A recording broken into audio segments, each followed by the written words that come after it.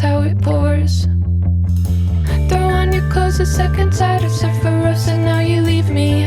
Yeah, you leave me. Oh, here it goes.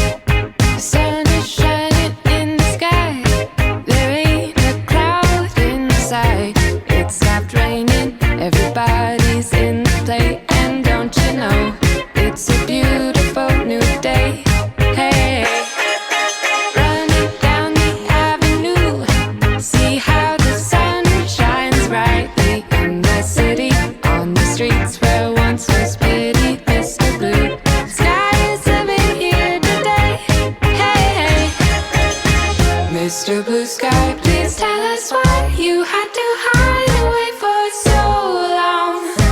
Where did we go wrong? Mr. Blue Sky, please tell us why you had to hide away for so long. Where did we go wrong?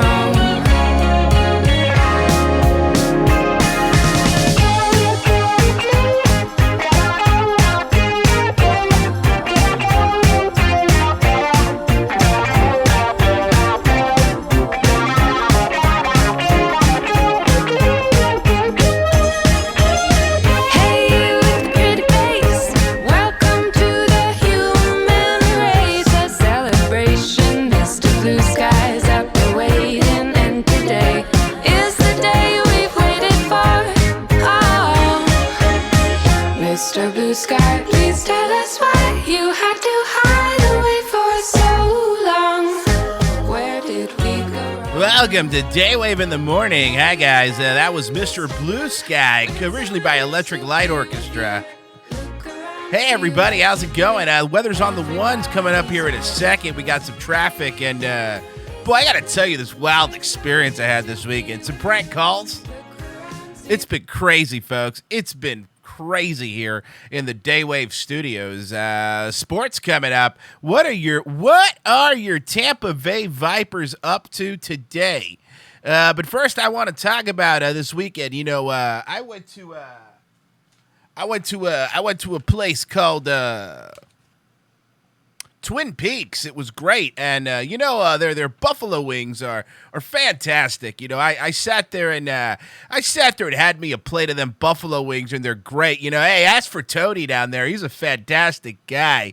I had a brewski with my main squeeze here at Twin Peaks. It's great, guys. Everybody make sure when you go to Twin Peaks, you ask for Tony. Just a fantastic dude, everybody. Really great guy. Today we're going to have the owner and operator of Stevens Ford down in Hillsborough. We'll be there this weekend making hot dogs.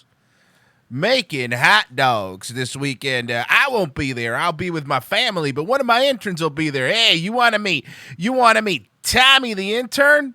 He's going to be down there making hot dogs. Tell him about that time we wrapped him in saran wrap and threw him into a pile of packet peanuts. Boy, that's a hard one to say, am I right? That's a hard one to say. Am I right, folks? And, it's just about that day. You guys are on your way to work. Let's check with Craig in the traffic copter. Hey, what's going on, guys? Up here, it looks like I-4 is congested again. It's just terrible. We're backed up all the way to the 275. So if you want to take an alternate route, that would be great. Well, thanks a lot, Craig. I really do appreciate it. I really do appreciate it, Greg. What's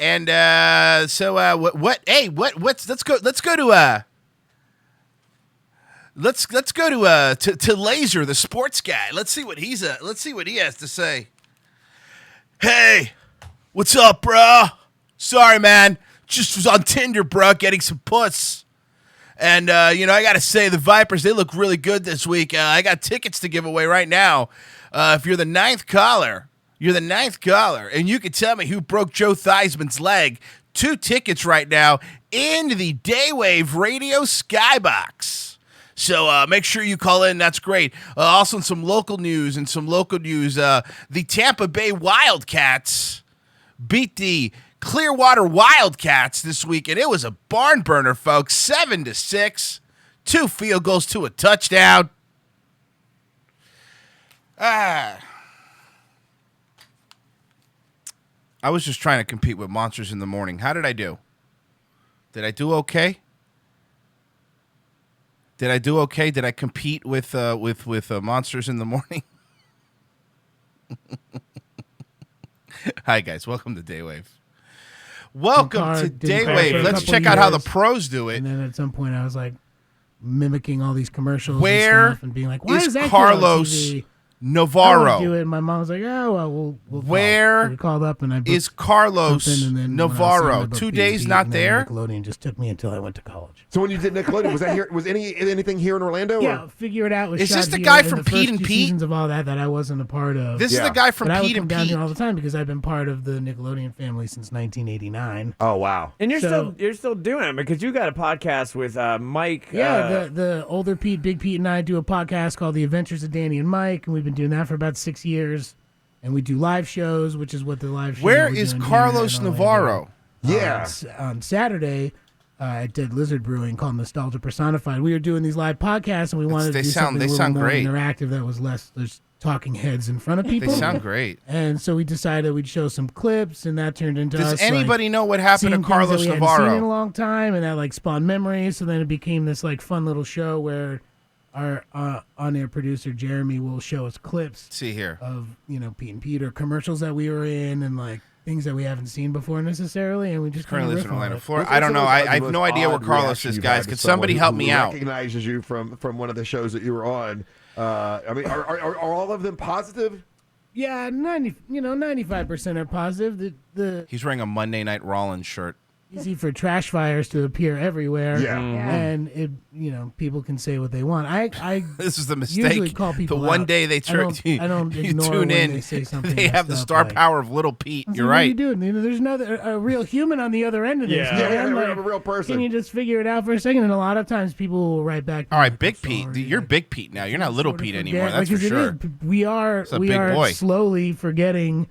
That people are real these people. are- These are real things. You can't just be like, all right, man, just Joe 9543 told me that the Earth is flat, so I don't need to listen to anybody else. Are I they got talking one about person who flat tells Earth? me that I'm right. And What is the name And of what's the negativity name of the seems to get more podcast of the attention, Pete and too, Pete like, people? Of course, yeah. Well, and that's the other end of that, right? Because Yeah. then I'm the one. You'll respond I mean, to you're it. right. So they're like, oh, that kid from I Nickelodeon. don't have anything against Yeah. the. I don't want to I rip wrote on the something Pete guy. and He's he just doing responded yeah, to me. whatever. Even though it was I used to mildly watch the negative, show. He might have Even called though he me said he a hates me. dumb. Yeah, a Danny, dummy. Danny, I've got a tell. Yeah, why is the fucking Titty McGee over here with the Mogwai shirt wearing so many layers? That's a really good question.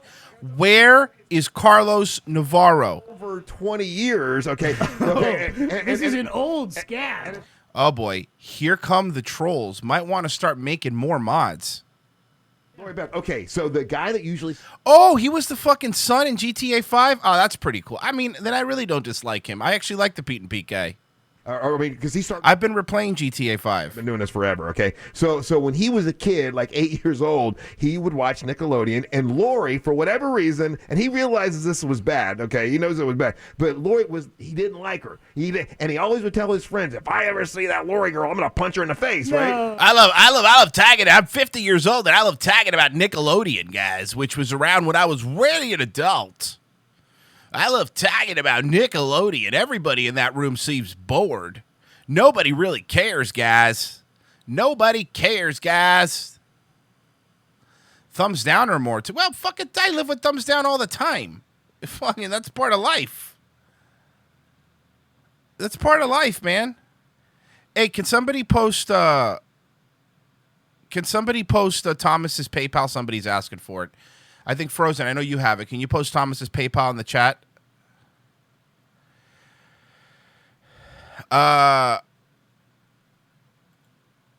Yeah, this is local radio, folks. This is it. This is. So guys, the moon isn't real. Delete them, baby. Dude, I was on Delete Nickelodeon them in the comments, 90s. guys. What do you want from me? I went to 4 years of private college. You know how much money that cost me? Right. Well, people think you're on TV, you're automatically a millionaire. That's the biggest thing. That people just assume that you're rich and famous. Yeah. So No, Pete, little Pete. I never thought you were rich and or famous. And again, don't dislike him at all. I didn't know he played the fucking son in GTA 5. I really didn't. So props to him for that. Just tell some behind. Thomas Murphy 772 at gmail.com. And we do a Q&A. You go to npshows.com and you can find all the information. We got a bunch of shows, all breweries in Florida. Oh, good. Yes.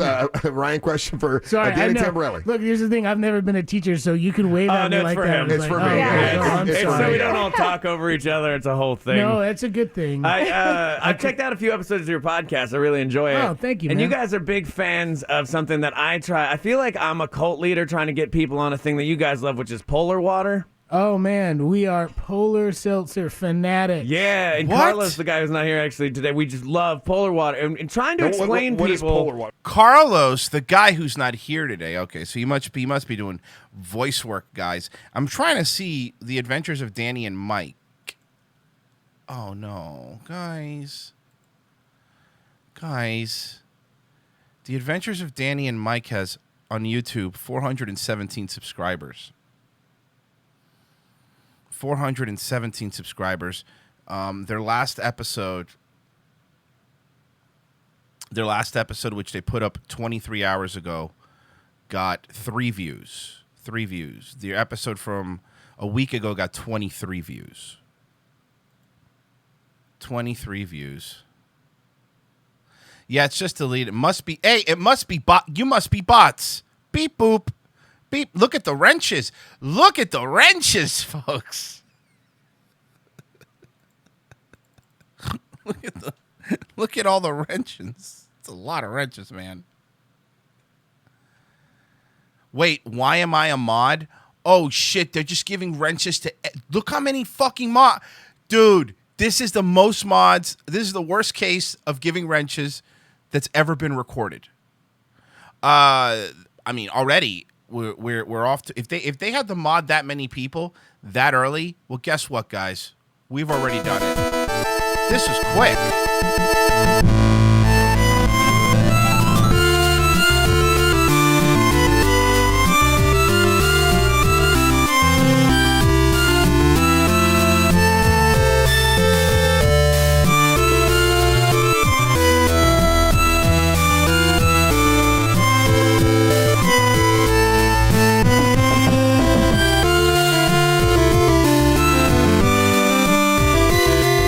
Also, you know what I'm going to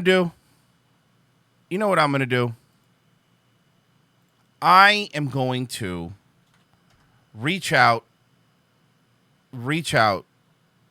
to Danny Tamborelli. I'm going to reach out to him. And because, again, I'm not going to begrudge him for going on this show. It's not Danny Tamborelli's fault, right? I really don't have anything against Danny Tamborelli. Not even a little bit, as a matter of fact. So here's what I'm going to do. Following him on Twitter, I'm going to send him a message, and I'm going to get him on my show. I'm going to interview him, and I'm going to give him the interview he deserves, so he's going to have to talk to these hacks. That's what I'm going to do. I'm going to start poaching Monsters in the Morning guests, bring him on this show, give him a better interview, and then have him make fun of Monsters in the Morning. All right, we could pull back for a little bit. I don't want to just obsess about them. We could go back. I just wanted to check in. I wanted to check in on Monsters in the Morning, you know? And I did. Let's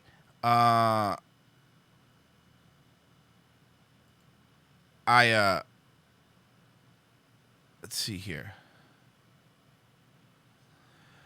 I would love I would love more than anything to have him on. And I'm going to have him on. And we're going to talk, and we're going to have a good time. We really are.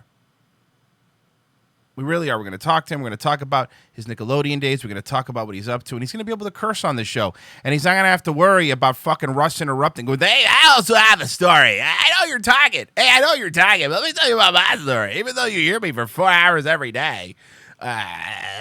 Shut up. Shut the fuck up. Nobody cares, Russ. Nobody cares. Now it's time for Weather on the Ones, guys. That's right, folks. Weather on the Ones. Looks like pollen count's really high today, so make sure that you're taking your Claritin. That's right, folks. This Weather on the Ones report is brought to you by Claritin. Claritin, hey, don't drink orange juice, so it'll fuck you up. They were deleting everyone's chat but me. I don't know what to say. Don't worry about it. Oh, hey, so the fucking Mania weekend happening, Danny, you in? You in? That should be fun. That is the most annoying part about reading reviews, how they interrupt. It really is. It is. They do interrupt a lot. I just had a guy on the show. Just had a guy on the show who was being gang stalked, and I let him talk for like 14 minutes. Now, was that a great idea? I don't really know. I don't know if it was a great idea, but it was fun, and I had a good time. I think we can. I think we can move on, right? Oh yeah, the Rappaport stuff is really funny. Like, ever since I called him out and saying, "Oh, this is some fucking bullshit. This is fake. Whatever," he stopped. Like, he got caught in his bit.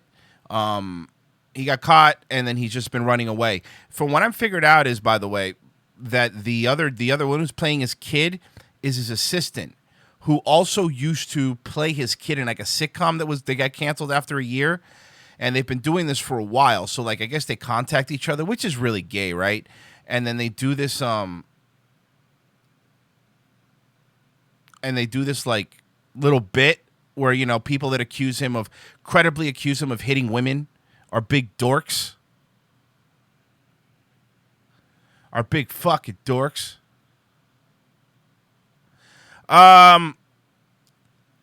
Anyway, let's yeah, apparently he had an assistant.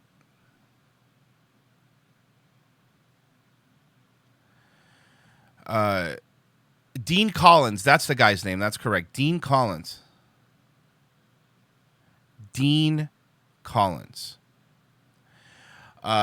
Pretends to be his kid. It's this bit, guys. It's just a bit. It's a bit. He's an actor.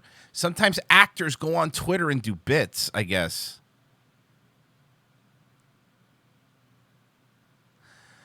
No, they don't. Do they really? Are you serious? No, they don't. No, they don't. No, they don't. No, they don't. They do not. They do not. They do not. Oh, my God, they do. They have Lori Beth Denver on the monster. Oh, boy, speaking of monsters.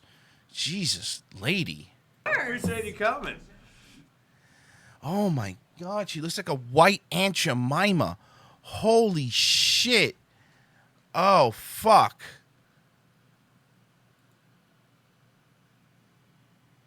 Oh, no. Oh, no. Lori Beth Denver from All That, folks. It's Lori Beth Denver from All That guy. Look how many mods. The entire chat room is mod. Remember, this is a show that's been on for 20 years. It's just running this rinky-dink YouTube operation. It really is. Like, this is a rinky-dink operation. Whew. You kind of got to respect her a little bit, at least, right? You got to respect her a little bit. Like, she's like, I'm just going to stay the way I am.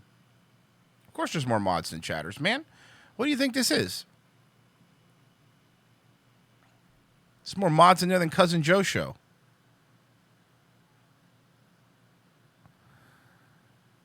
She got fat, so the producers didn't molest her. Ha! That wouldn't stop some of them. I'll tell you that right now. I'll tell you, and especially juxtaposed next to a sexy Puerto Rican girl to the right. Because look, yeah, the one on the right, it's attractive. Only mods are not blocked. That's not. Why are you covering up those fucking big milkers, honey? I'm talking Lori Beth Denver, of course. Oh man, Lori Beth. Why is she also dressed like a fucking? She's in the Latin Kings.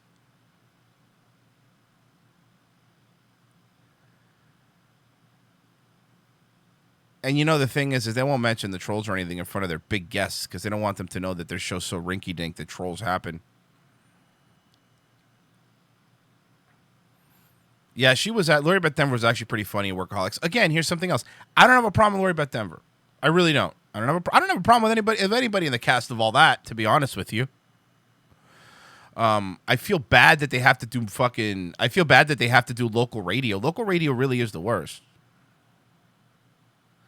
They're blaming Mersh and Nightwave for the trolling on Monsters in the Morning. Good. That's what I want. Make sure that Nightwave and Mersh gets blamed. I want Nightwave and Mersh to get blamed. I want him to be responsible for this, please.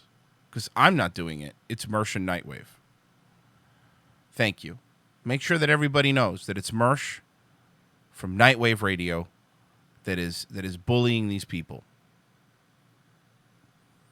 It's really sad that he's doing this. They're just trying to do their show, man. Shout out to JJ Stoners in the chat. They're just trying to do their show, you know?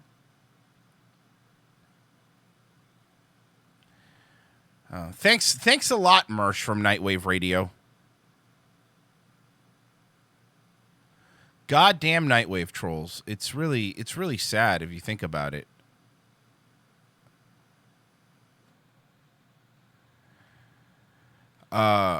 Royce, I'm not a Judas. I'm not the one bothering them. I'm just watching their show, enjoying all that cast.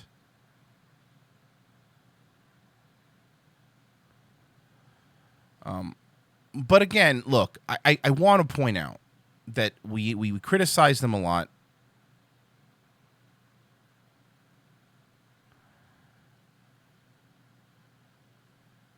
We criticize them a lot, but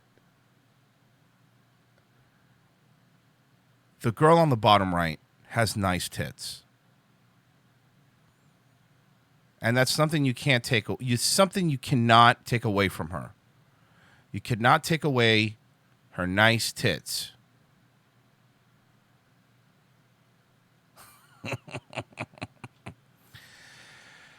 Oh, man. Monsters in the Morning, guys. Yeah, I know. Amanda Bynes is a fucking mess. But again, I do kind of feel bad for her. I think a lot of these people were diddled. You know what I mean? Like, I don't really, you know, I kind of like, just, you know, kind of understand the craziness that they have, you know? I really do think a lot of them were molested, specifically by Dan Schneider, but, you know, maybe more people. And thank you. Look at that. Good morning, my favorite Pakistani. She's the kind of person that Tess Holiday says you may want to exercise more. That's mean. That's really mean. But yeah, you know, I do feel bad.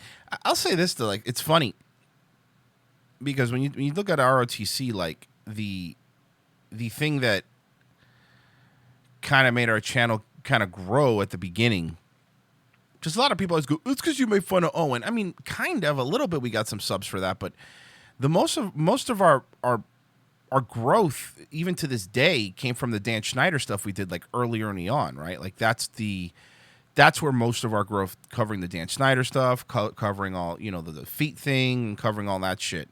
And of course, we weren't we never claimed to be the originators of it. There's plenty of people that were talking about it for a long time, but I think we kind of put it together and kind of compressed it and did whatever. But problem is that, like, to this day, because those videos are still up, to this day, like, there's these weird fandoms, you know? Like, these really, really weird fandoms that come with when you cover stuff. And don't get me wrong, like there are people that have actually the Dan Schneider stuff. I'm gonna get real for a moment, guys, but no, there really are people that have legitimately reached out to us and said, look, I want to thank you so much for covering this. I was molested when I was a kid. It means a lot. And I really, obviously that's nice to hear that we're helping people out.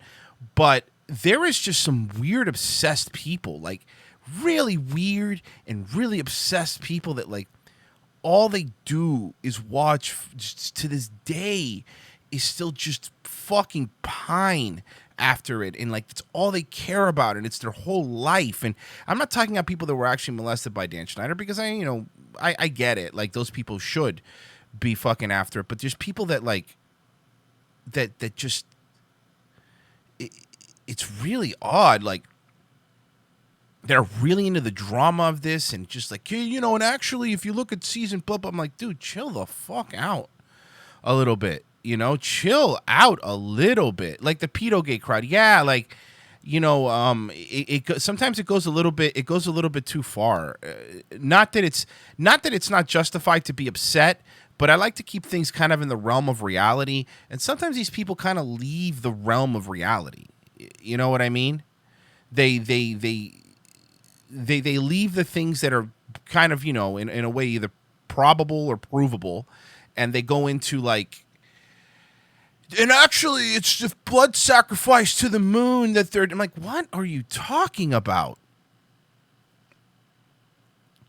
It comes with that. It's a lot of weird, like, and then those people become obsessed with you or with us, and they go, and to this day, like, we haven't talked about Schneider in like a year maybe, and we haven't really gotten into him since the beginning of the show, like 2 years. We haven't really, and not because we wouldn't, like, I mean, I like to think that if more stuff came out, of course we would, but there's nothing really new coming out.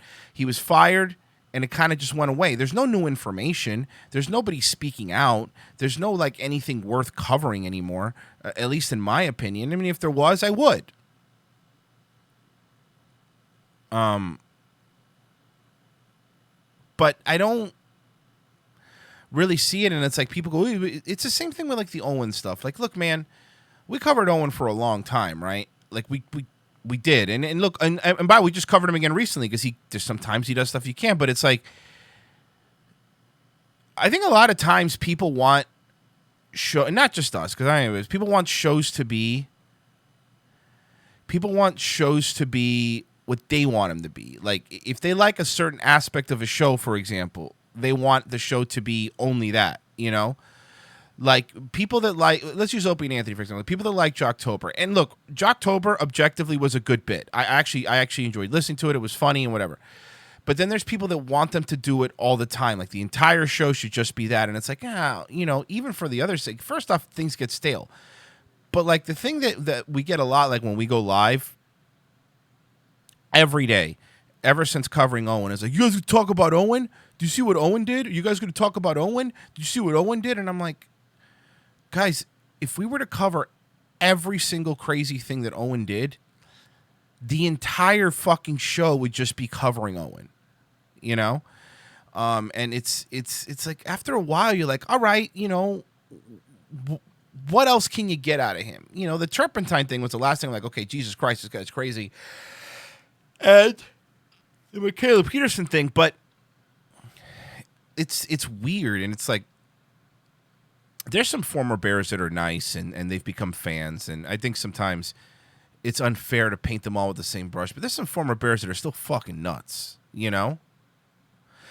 But guys, Owen Benjamin was my god, and now he's fallen from grace. I want you to criticize him. All I care about, he fooled me, so all I want us to do is criticize him.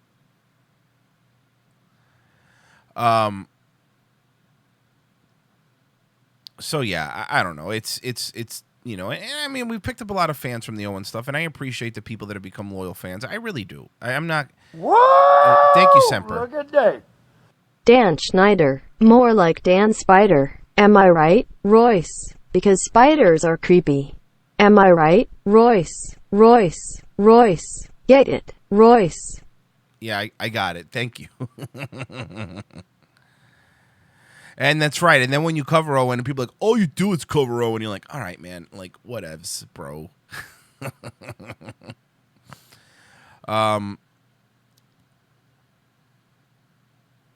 No matter what you do, you don't win. You don't win. But whatever, it's fine.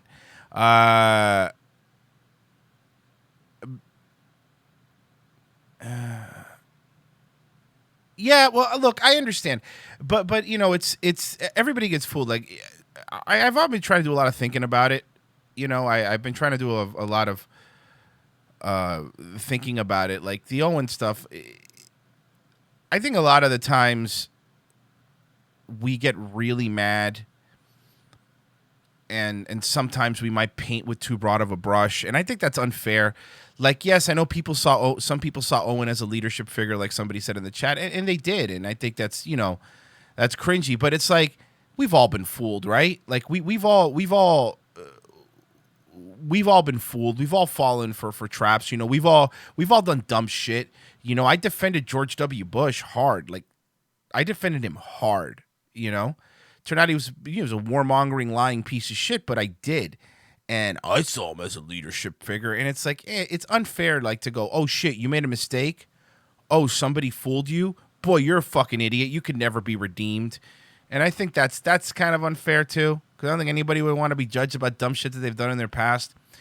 But to that same place, there is kind of a mentality that some, not all, but that some of his former fans bring, which is like, oh, this is just like Owen. I get to act like a fucking lunatic. I'm like, no, you don't. We try to be normal people over here. I mean, as normal as you could get for the shit we do. We try to be normal people over here. We try to do stuff. Like today, for example, I'll give you an example. I'm not talking about Owen, but today, for example, Trump tweeted something out, which was like, I think he quoted Tucker or something. Trump tweeted out. Let me say it here. Trump tweeted out. He quoted Tucker. He said, "What has happened to Roger Stone should never happen to anyone in our country again." I retweeted and I said, "Are you going to do something about it, or are you just going to monitor it?" Which I think is a fair comment, right? Look, Trump might pardon him, and then it'd be great if he did pardon him. But immediately, just for that quote, and by the way, that was a fucking mild whatever. Just this fucking MAGA boomer just immediately comes into my comments like, oh, what are you, a fucking Democrat now? What, you're a liberal? And then, of course, he's wrong about all his facts. He says something to the effect of like, Trump can't pardon him until he's charged, and blah, blah, blah, blah, blah. And I'm like, well, first off, Trump can pardon him before he's charged. But even before, but let's go even bigger than that. He's been charged. He hasn't been sentenced. And normally people are pardoned after they're sentenced. But that being said, Trump pardoned Joe Arpaio, the sheriff in Arizona. He pardoned him before he was sentenced. So he could pardon Roger Stone right now, yesterday, a week ago, if he felt like it, he could. But it's this weird mentality where it's like, you can't criticize anybody. Like, you can't say anything. Whether you like Trump or not, it's like you have to blindly follow him. To the point where I said, no, I'm going to criticize him. You know, it's the same way Trump said, oh, I'm never going to infringe on the Second Amendment. And then he took the bump stocks away. It was an example I gave. The guy's like, I had bump stocks and I liked them and they were fun, but Trump had to do it. He had to do it. He wasn't getting anything done. Okay? I gladly am. I'm glad that he did it. He had to do it. And I'm like, wait, what? It's weird because, like, these are the same people that if Hillary took bump stocks away, they would want her fucking head on a pike. They would. They would want her head on a fucking pike. And they would want to tell her what a piece of shit she was, what fucking trash she was. Can you believe she's infringing on the Second Amendment? Can you believe it? Can you believe it? And I haven't heard one credible argument why Trump had to ban bump stocks to get stuff done. He has the Senate. He's the fucking president. You don't have to do anything. You don't have to do anything.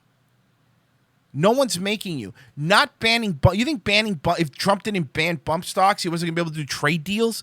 It's just weird mentality where it's like, people think you can't criticize people that you like, you know? I mean, I get criticized. And look, 99% of the times the criticisms are just stupid, hacky jokes, and they're dumb, and people don't like us. But, you know, I like to be honest. Like I've been criticized. I've validly criticized before. You know, I've been, you know, where you're like, you know what, that's a really good point. I can't argue that. You know, I think sometimes it's okay. It's okay to kind of take a criticism and go, yeah, right. You know, maybe I do that too much. Maybe I shouldn't do this too much. That's not a bad point. But it's like, look, I'll say it again, and I mean this sincerely, regardless of what people say. I'm probably, and I always say probably because you never want to, you never know what's going to happen, but I'm probably going to vote for Trump again. I mean, more than likely. Unless something catastrophic happens, I'm probably going to vote for Trump again. But he's not perfect. And I'm not going to, I just feel like I don't want to get, you guys could tell me why. I want to hear what you guys think. Like, I don't want to get fooled again, like the fucking Who song. But I don't want to get fooled again. Like I've, this is going back to defending people blindly. Like, I defended George W. Bush blindly. And I mean that embarrassingly. And I was 19, 20 years old, but I mean, I did. I defended him fucking blindly defended him. And it's like, I'm not going to let that happen again. No matter how enamored I am and no matter how much I like somebody, they need to be called out. And look, let's be honest here. And I think this is also fair. There's a lot of criticisms of Trump, and but a lot of things I'm still going to criticize of Trump, his obsession with Israel, his obsession with Netanyahu, stuff like that. I will always criticize defending Saudi Arabia. I will absolutely criticize him. The Second Amendment stuff, he's fucking been weak on it at some points. But I'll say in my lifetime, Trump's the only president that when he gets criticized by enough people, or at least people that he considers to be worth a shit, he kind of corrects course. I mean, if it wasn't for like a Mark Levin, or this is not whether you like these people or not, by the way, I'm just giving a point here. If it wasn't for like a Mark Levin or like a Tucker Carlson or people like that, people like that Trump respects, that Trump respects or whatever, Bolton would have never been fired. It was dumb for him to hire Bolton. He got criticized for it a lot. He got rid of Bolton because of it. Which, again, what do you want? Like, whoa! Thank you, Captain Henchman. Michael Rappaport likes to get greased up and slide around the linoleum while he listens to Dr. Dre and Ed Lover as he explains to Dean how he's actually black. Yeah, well, that sounds about right. But going back to what I was saying, like, people do there's this weird thing where it's like, well, you want to criticize people, right? Where you want to go, hey, what you're doing is wrong. You're wrong and you're doing it. And then when somebody like corrects their behavior, or not corrects it, but makes a change because of criticism, sure, there's some people like, hey man, I'm glad you did that. But then there's some people that are like, no, fuck you still. You did it, and even though we insulted you, and even though you fixed the thing that we didn't like, we still fucking hate you. And at that point, you're like, well, okay, then you really didn't care what I did. You didn't care. You really didn't care what I did. You really didn't care what I changed. You just wanted to be mad at me to be mad at me. And again, this isn't, look, I am not a blind defender of, you should know that. I'm not a blind defender of Trump. I have fucking ripped into him when he was talking about the red flag stuff, and I have gone after him. But it's a matter of, okay, I get it. But if you criticize somebody and they make a change, if you criticize him for hiring Bolton and he fires Bolton, if you criticize him for maybe starting a war in Iran and then he doesn't start a war in Iran, well, that's good, right? That's what we wanted. We didn't want a war in Iran, right? We didn't want that. So at least there's that. Like, Obama got criticized a lot by his own people. The guy never course corrected. The guy never changed. The guy did what he wanted to do because everybody were fucking plebs and everybody were fucking idiots. And honestly, George W. Bush did that. George H.W. Bush did that. Ronald Reagan did that. Like, nobody, you know what I mean? Nobody changed anything. You know what I mean? So it's kind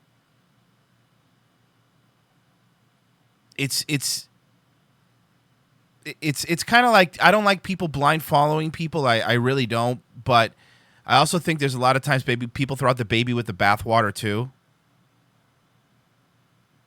How do you defend Trump appointing Dershowitz? I don't defend him doing that. I don't.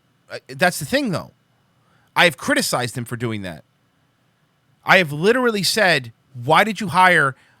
You have to be careful how you say this because he's a lawyer. Why would you hire an alleged pedophile to be your lawyer? Trust me, I'm not in any way defending that behavior. See, that's my point, though. I'm not defending his behavior. I'm not in any way, shape, or form. And am I defending that? I'm not a Trump defender. That's the whole. I don't know if you came in late, but that's the whole point. That was my whole point. Is that people blindly defend people.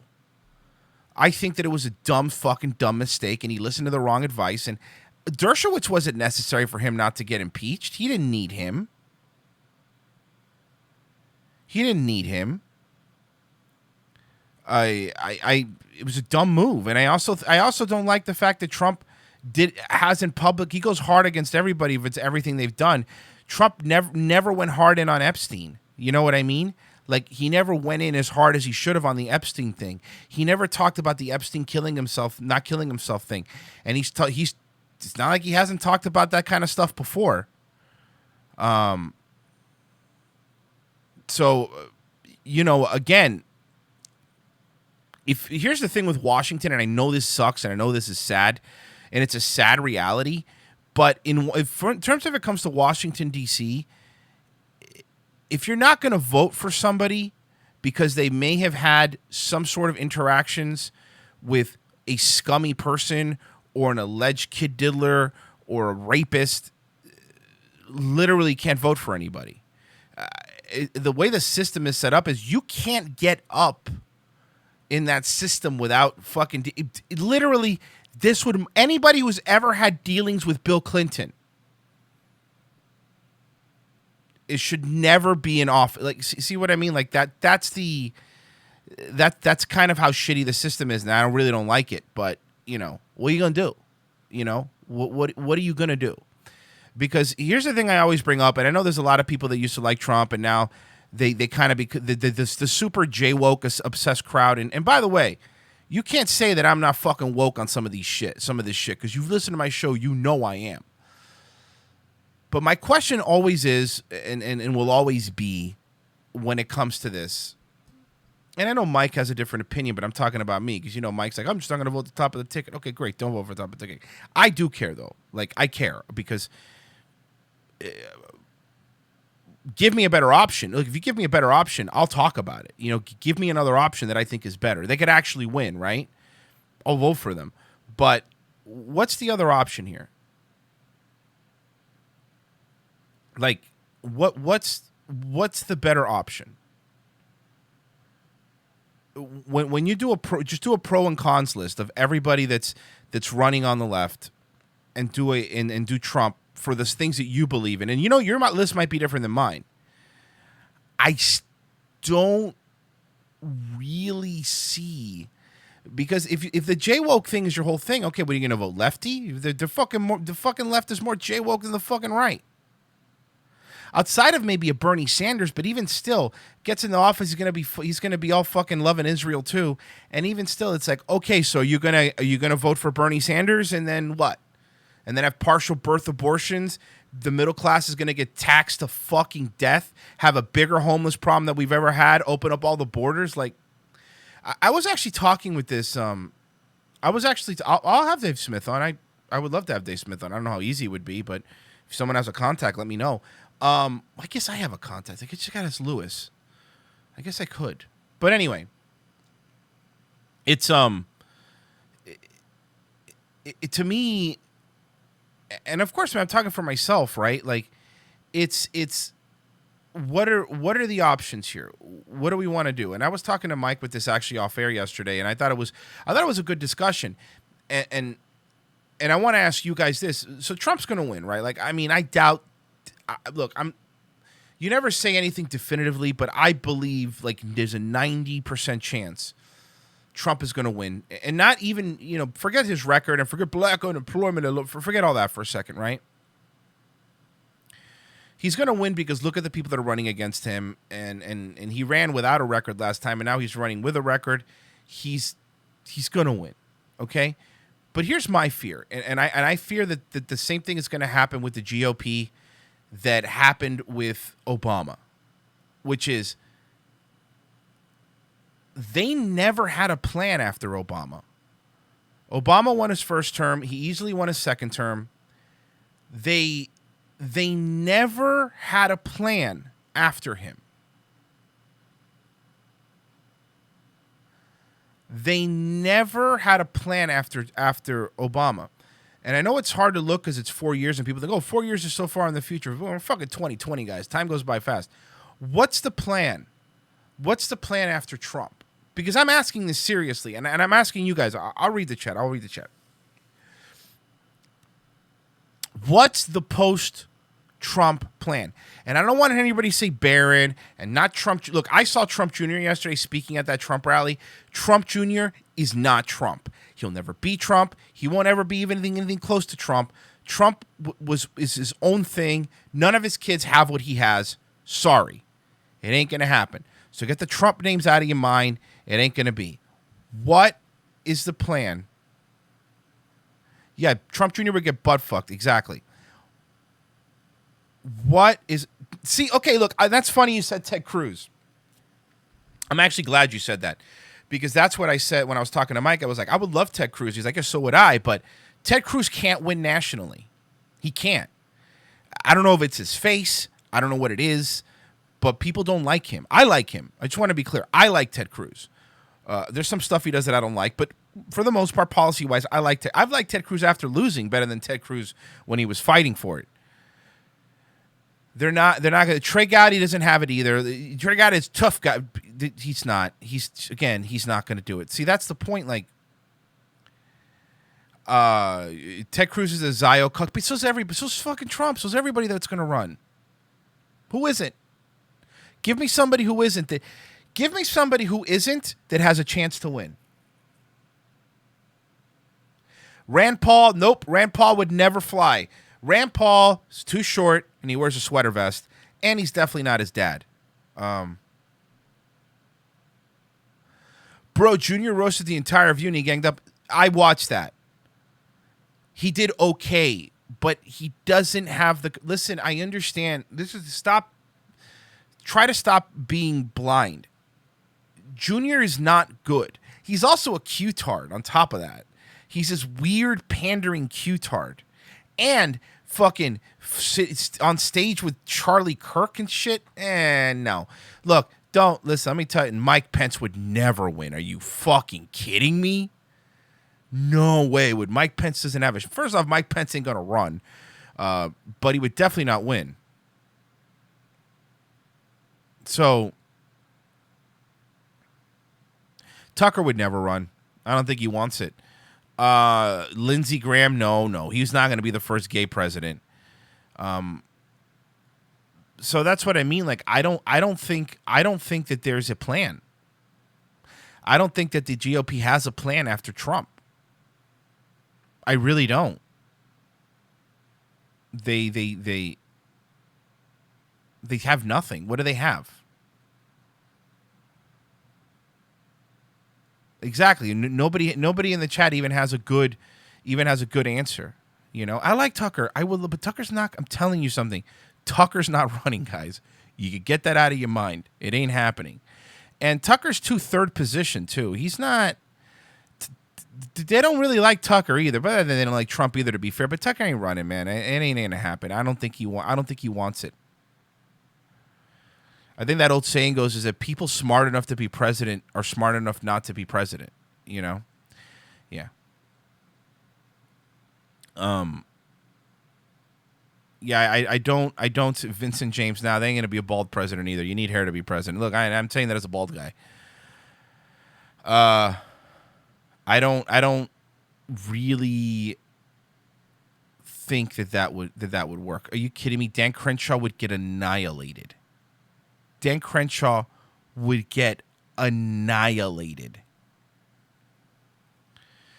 So, you know, that's just my maybe another outsider, maybe, I guess. Look, let's be honest, the fucking Democrats clearly don't have a plan.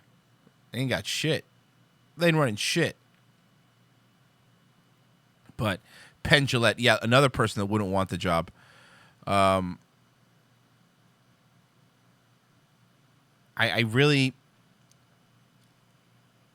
Yeah, Crenshaw would do worse than McCain. He's so universally hated. He's again somebody. Dan Crenshaw couldn't stand up. Dan Crenshaw couldn't stand up to the criticism of a bunch of groypers. You think he's going to stand up in a fucking national stage? All right, let me play some of these donations. Whoa! Thank you, Miami MILF. Preach. The most infuriating thing is the blind leading the blind. Oh, I love this clip. This is one of my favorite clips. See, I don't think you can be. There's an old saying in Tennessee, I know it's in Texas, probably in Tennessee, that says, fool me once, shame on you. If fool me, we can't get fooled again. Whoa! Look at that. Thank you. Under Nick Trump, Spence. ethnically ambiguous peg-legged trans pirate unemployment is down by 55. Oh, bummer, couldn't do that. Based. Yeah, that's true. Whoa! Thank you, CGI Look Seagulls. at that. Jim Jordan in Boneless Thugs and Harmony 2024. Now we're talking. Boneless Thugs and Harmony. Now we're talking about it. And then Local Loaf. Whoa! Look at that. No media. Thank you, Local Loaf. Much appreciated. Boneless Thugs and Harmony. Yeah, Shapiro's talked about running. He ain't running. Okay, if he did, he would get crushed. Again, Shapiro can't. He don't have the charisma for it. You just don't. Nikki Haley? Nah, fuck Nikki. Fuck Nikki Haley. Fuck that neocon. Fuck all of them, to be honest with you. I'm really sick of it. And the truth of the matter is that, think about this, man. Like outside of Trump, Republicans really, now they're showing a little bit, but Republicans don't have balls. Fucking tell me when Republicans have had balls. You know what I mean? They don't. Republicans don't have balls. So it's not going to happen. And honestly, Republicans need to start talking about fucking student loan debt. And I mean that sincerely. Mostly because I have people, I have no student loan debt, and neither is my wife, but I know people that are up to their ears in it. And I'm not saying that, you took a loan out, you should be responsible. All right, well, that's a fair that's a fair criticism. But every other fucking debt you could discharge in bankruptcy and not student loan, which is kind of fucked up. And look, I'm not a big proponent of forgive everybody's student loan and everybody else should pay for it. I don't like that system. I think that's dumb. I don't think people that didn't go to college should pay for other people's colleges to get fucking lesbian dance theory degrees. I think that's dumb.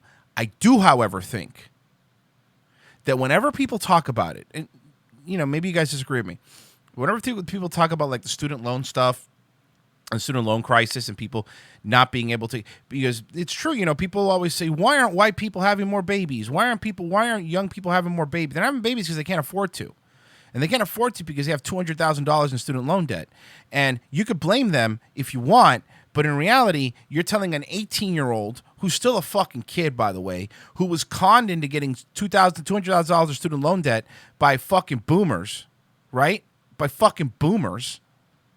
Just conned into it by boomers going, you need to go to college. You need to go to college. You got to go. You got to go to college. I don't care. I can't pay for it, though, because I got an RV, but you need to go to college. Take out a student loan. They go to college for 4 years. They get a $40,000 a year job, and they can't fucking pay it off. So I think it's sometimes being realistic going, that's a lot of responsibility throwing on a fucking 18-year-old that's stupid. When I was 18, I did a lot of stupid things, like support George W. Bush, for example. But I think my solution would be make colleges charge less.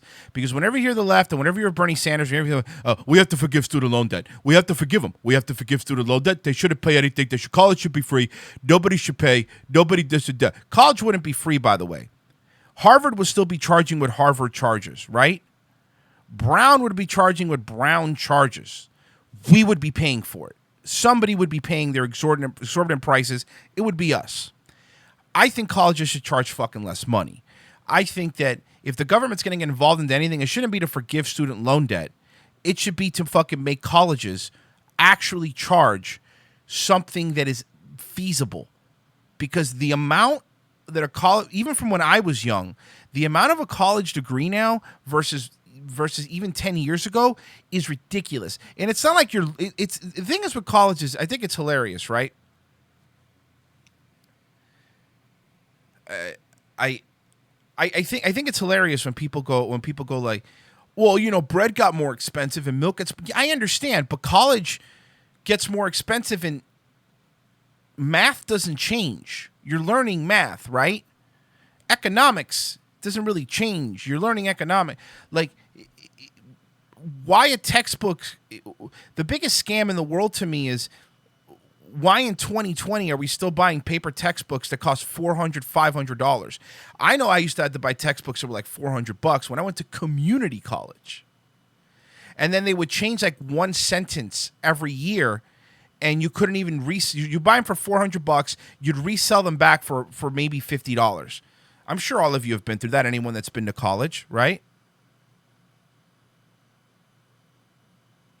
So yeah, it's a bad return on the investment. I agree. And look, I'm all for technical schools and I'm all for people doing that stuff, but people, it's crap. It's fucking bullshit. The colleges are never held responsible for people. People go like, oh, we should forgive student loan debt, blah blah blah blah. But why aren't the colleges fucking being held responsible for how much they're charging?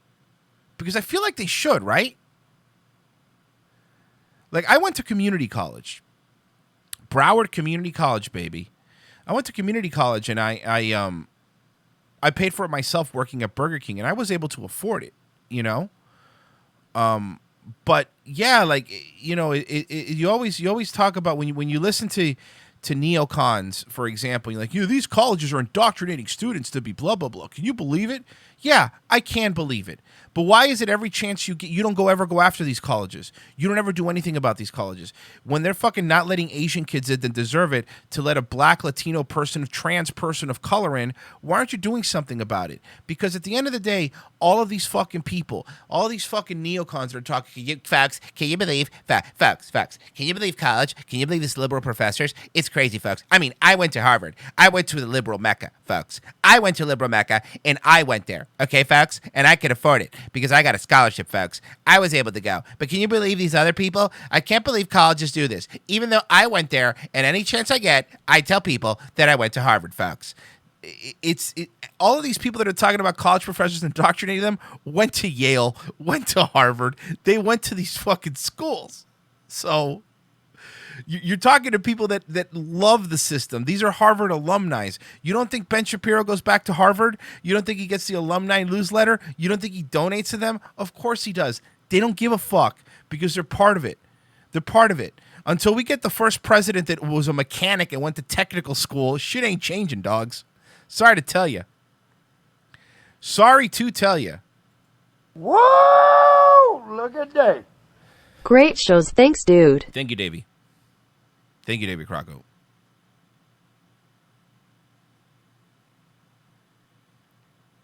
I know I got another one. Whoa! Thank you, Tori. Look at Dave. Morning, champ. Well, good morning. Are you going to... There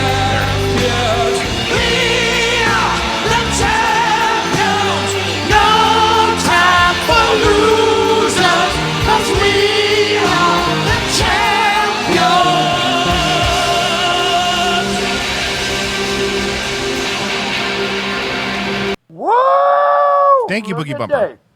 Morning, Royce. The education system was essentially made obsolete by DVDs and now only exists to provide union members with employment. Re 2020. Low profile, clean skin with no baggage. Middle class votes will be key. Maybe not in DC yet even. Maybe. But again, I'm an idiot. Look, I'm not a fucking political pundit. I went to community college. And I didn't even finish. So I ain't no fucking genius you're talking here, folks. I'm just like fucking spitballing and trying to see what the real issues here,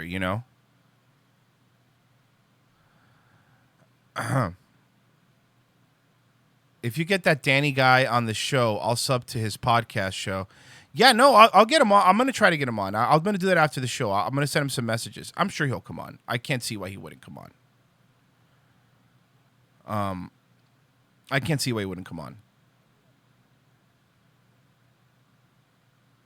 Yeah, graduating college doesn't make you smart, and not going to college doesn't make you stupid. Royce, you're the dummy we need. Yeah, fucking whatever. I've never claimed to be a smart man or anything to that effect. I don't know. I'm sorry that I babbled. This is another rant show. I'm sorry that I babbled so much. Just sometimes shit's on your brain, right? And you want to talk it out with some guy. I like talking it out with you guys. You know, get a different perspective of maybe what I'm thinking. You know what I mean? I do think that if Republicans, whether you like Republicans or not, it's my advice. I do think that if Republicans are going to win after Trump, they're going to need to do a couple things. They're going to have to fucking lock down immigration hard. They're going to have to lock it down fucking hard. They're not going to. They have to find a way to stop the demographic change. They better not give in and cave in like Reagan did and give amnesty. They should tell the DACA thing to shove it up their fucking ass, because that's going to change votes more than anything. You guys fucking think great state of Texas in 10 years is going to be blue if something's not fucking done about it. It's going to be blue if something's not fucking done about it. I think they have to do that, and I think that Republicans need to figure out a way to figure out what's going on with colleges. I think that's really, really, really, really important, because I you know, when I talk to most of my friends and talk to them about what their biggest thing is, like I have friends, a couple, they're married now, but you know, I talked to them, how did you guys meet? This is a while ago, but I talked to them, hey, how you guys meet? What did you guys do? Blah blah blah blah blah. And they're like, oh, yeah, we were dating for, you know, I forgot how long they were dating. For 5 years. And I'm like, oh, why'd you wait so long to get married? And my friend told me, he's like, I didn't get married because my wife had a lot of student debt, and I didn't want to undertake her debt. So I wanted to help her pay it off, and then we would get married and kind of start with a fresh. So people aren't getting married because of it, because they don't want to undertake their partner's debt. And that's a real fucking problem. And people aren't having kids because maybe you have to pay a $200,000, $100,000 student loan debt with the interest rates being astronomical. How do you do it? And here's the other problem is that they're using Azra Booth, $50. What do you need $20 for? I only have $10 to give you. Good stuff. Trolling these idiots with the radio show. That was great. Thanks for all the laughs. Thank you. I think that I'll tell you in Florida. I don't know if this is nationwide. You guys could tell me. I've never asked this before, so I guess this is a good question. I've always wondered. I have a friend, also a female, who's a school teacher. She's married, but she's a school teacher.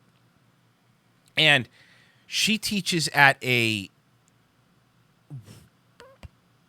inner city school. And she's a white chick, but she teaches at an inner city school and this and that. And I mean, it's, you know, the school that she teaches at, it's rough. Like, it's rough. It's a middle school.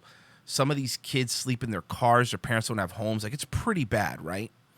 So I asked her, I go, why out of the schools, why did you teach here? And of course you expect to hear fucking like a Edward James almost fucking thing, like I have to teach these kids, but it wasn't that. She was like, well, I have a student loan, and there's a forgiveness program if you're a teacher. So if you're a teacher and you teach at a low income or underperforming school, they'll pay off your student loans. They'll pay off your student loans for you. They're gone. They'll take them away. So then they make you raise all this debt. Then they dangle this carrot in front of your head and go, we need inner city teachers. I know the people that we roped into this fucking student loan debt, we'll get them to go to inner city schools and be the teacher. Is that just here? Because this is real. This is 100% real. That's going away. Trump's getting rid of this as second term. No. Maybe it is, but I'm only asking. Is that true? So is she teaching them to dance, or are they teaching her to dance? I don't know if it's a Julia Stiles situation. Sure, after 10 years of working and making 10 years of on-time payments. Yeah, no, I know that that's also true. I'm not saying it's a great thing. I'm asking. And I'm not saying it's even a good system. I just think it's funny, you know? Of course, the insane pay benefits or work half a year plus gold pensions after 20 years isn't enough. I'm not saying it's enough. I'm not defending anything. I'm asking if is this do you know anybody that's doing the same thing, because that's how it is here. No, they do that to doctors and nurses too. Go to a hospital in a bad area, do state comp and Medicaid for 10 years. So wait a second. The hospital thing too. God, this is fucking crazy. So you build up a student loan and you put yourself through medical school, which is really difficult. You become a doctor. And then they tell you, oh man, boy, you sure have a lot of student loan debt. You know what would be great? If you helped out the less fortunate. You know, we'll take away some of those payments if you go work at a free clinic. That's fucked up, man. That is some fucked. Who doesn't think that's fucked up? Whoa! Look at that. Royce, has anyone told you you have a beautiful singing voice? I know I do. No one needs to tell me. I'm aware. Whoa! Look at that. I'll try again, but great show. But you already got it. It played last time, and it was great. I mean, thank you again. I appreciate it. Of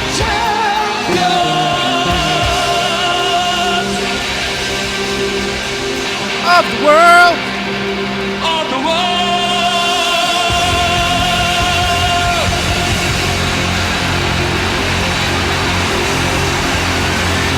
Whoa! Look at that. You're right to be skeptical. I can give you a black pill. Parties very rarely win 3 terms in White House.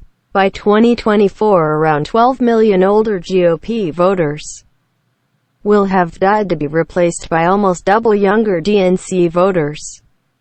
Most youth vote in history. I didn't know they were sick. Whoa! Look at that. You keep saying you're not smart and you're a moron. I dunno, man, your opinion is pretty well reasoned and justified. You're not swayed by the pandry emotional BS most are. Sound pretty smart to me, champ. I appreciate it, but I don't really think that this is like high level stuff. I just think that some people are. I think I'm more cynical than I am smart, and I guess that's why people. Maybe you're right. I'm not pandered by some guy. You become cynical with some things. You're like, I don't trust you. I don't trust you. You fooled me, but you fooled me, Jerry. I don't really trust the shit. I have a hard time anybody telling me that the government's doing anything right. I have a hard time going to the DMV and then telling me, wait, you want these people to run the healthcare system? No fucking thank you. Oh, so you think these doctors that racked up all this student debt, you think these doctors that racked up all of this student debt are now going to take a fucking pay cut? Are going to take a fucking pay cut because of socialized healthcare? I don't think that's going to happen. I really don't. You're going to have all the good... You know what's going to happen? Here's what's going to happen. It's kind of what kind of happens in the UK. All the good doctors are just going to do private businesses that don't accept government, whatever. Be like, no. All the good doctors that want to make money are going to leave. So what you're going to be left in the socialized healthcare system is going to be shitty doctors. There's going to be doctors that don't want to make money, and then doctors that want to make money are just going to go privately and make their own money, and that's fine. But the problem with that is that under Bernie's plan or Elizabeth Warren's plan, it doesn't allow for any private insurance. So it's not like you're going to have the option to do the government insurance, or if you wanted like high quality service, take private insurance that's going to pay these doctors better. You're not going to have that option. You're going to have only government insurance. It's great. It's great. Even though I have a great insurance plan, and even though I go to way better hospitals that all these other people go to, you guys got to go to these shitty. That's why I'm always skeptical about that stuff. Joe Currents, not to mention, even after you get your degree, finding a place to live is a pain. $40K gets you a livable apartment, but unless you're making less than 35 or are a boomer, you get nothing. Dude, I'm with you. Again, Maybe I'm being cynical, but that's when I hear lowest black unemployment rate. Everybody's working. Look, that's great. I am really glad everybody's working. I am. I really, truly am. But the wages are fucking stagnant AF right now. And if you don't fucking see that, you don't know somebody who has a fucking job. Everybody is working, and you're right. But these motherfuckers ain't paying more. Maybe a little more, but they ain't paying more. And by the way, that's not me saying I don't think there should be $15 minimum wage government enforced. I think that's stupid. I'm just pointing out that is a real problem. That is a real issue. That is a real problem. And I think if the Republicans want to win after Trump, they got to start thinking that way, and they got to start doing something about it. It's my opinion.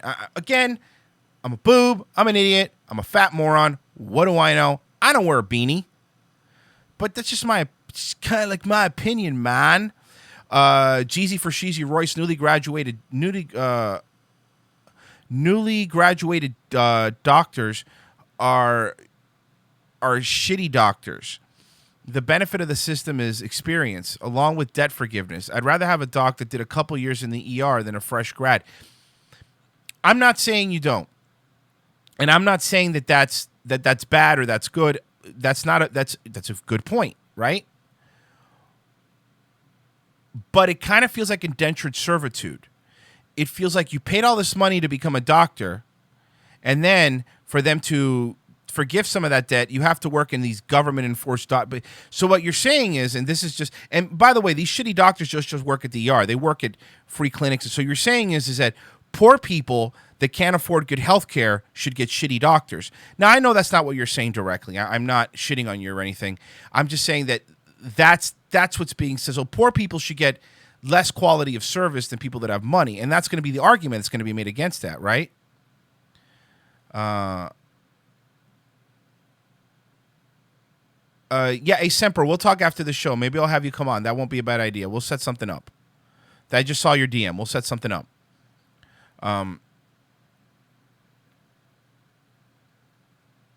So, I don't know, man. That's just, again,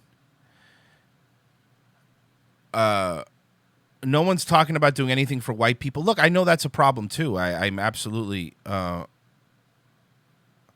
absolutely understand that. I get that. I'm not blind to that fact.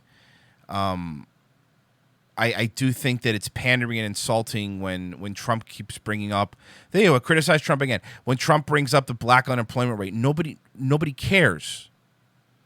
Nobody cares. That fucking town that lost that fucking outdoor store place doesn't care. The people that used to work in the auto industry in Detroit, they don't care about that. It's not a matter of just having low unemployment. It's a matter of, oh, shit, I went from working for Ford to now I work at Dunkin' Donuts. Technically, I'm employed, but is it a good job? So,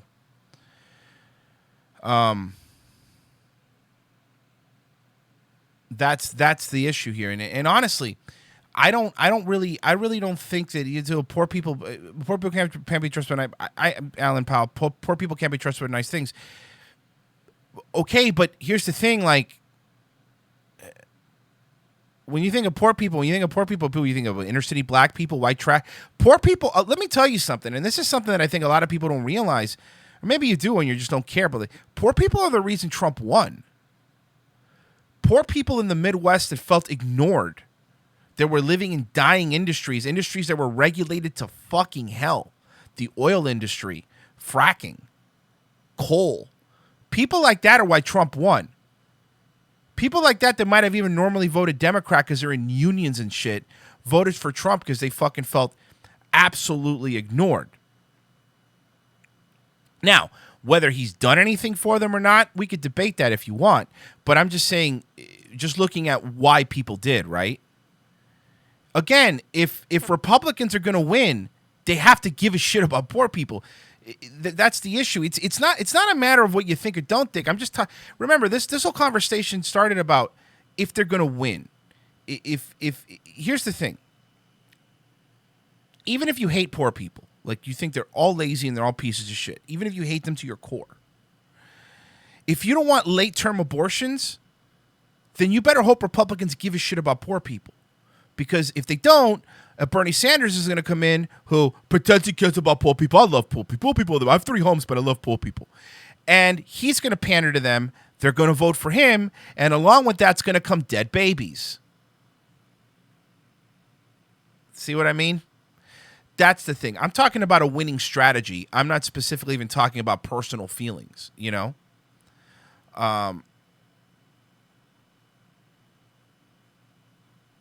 You can't expect Trump to do anything because the Democrats are mean. Yeah, Trump should have done a lot more. Trump did have the House and the Senate for a while. Kind of didn't do that much. So not as much as he should have, in my opinion. He did some stuff, but not as much as I think he should have, or a lot of people think he should have. But now there's also something that I think should be fair, right? When we're talking about this, I think it's something that I think should be discussed. That I think is a fair thing to bring up, right? I think a lot of people. Well, I do agree that that everybody, not just Trump, but everybody, left and the right's kind of just been ignoring white people and you know, white people do and this and that. That is fair, but I also think that it's very, very important that we don't overcorrect, because I think a lot of people, they get angry at that, and rightfully so. By the way, I'm not taking away your anger at that. I agree with you. I've seen it. They overcorrect, you know, and overcorrecting, I think, is a big problem that a lot of people do. Like you, for example, one of the things that I do see that a lot of people do is like, what Trump should only talk about white people. Everyone should only care about white people and only talk about white people and white people. You can't do that either. Again, if you're going to win, you have to have people that aren't white vote for you. And I think, again, we're not talking about your personal feelings. We're not talking about what you think in here. We're talking about, remember, the beginning of this, if you came in late, is what Republicans would have to do to win after 4 years after Trump. That's what we're talking about. So you need it. Look, I'm fucking Cuban, right? You know, you want these Cubans and what Republican to keep voting for you. You do. Now, I don't give a shit because I don't really get into that identity politics bullshit. I don't really care. None of that really bothers me. I don't really care what he's doing for fucking Hispanics or for unemployment. The things that I care about are different, right? Like the things that I care about are partial birth abortion. That's something that I care about. I care about the Second Amendment, and my number one thing is the First Amendment. Like I care about the First Amendment. Like my taxes too. I don't want to give the government any more money than I absolutely have to. So those are the things that I care about, like personally, you know. Not because I don't think there's white plight, and not because I don't think that there's people in the Midwest that are fucking dying and that nobody gives a shit about. Not because there are white people strewn on the streets because of an opioid crisis. I know all those things are real and those things are that, but I'm just talking about most people vote because of stuff that personally affects them. You know, most people that don't have student loan don't really give a shit, or don't have kids that have student loan, don't give a shit what we do about student loans. And it's just fucking, it's nature, man. You care about what you care about, right? Royce, has your job ever been affected by the ADL? Well, I mean, maybe not the ADL, my friend, but it has been affected by the SPLC, the Southern Poverty Law Center. I don't know if you're new, and it's a lot of new fans that don't know.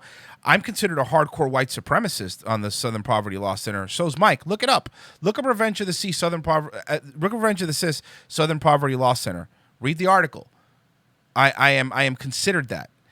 Mike lost his fucking Twitter account because of it. So yeah, it has, because it's stuff like the SPLC, which is part of the reason, had a big input after the whole Carlos Maza, Steven Crowder thing. We were making money on YouTube. So yeah, it affected us. We took a big shot. Even to this day, we're not making as much money as we used to because we don't make money on YouTube. We have to find alternative paths of making money. So yeah, it has affected my job. Of course it has. And to say that it hasn't would be wrong. You know, of course it has.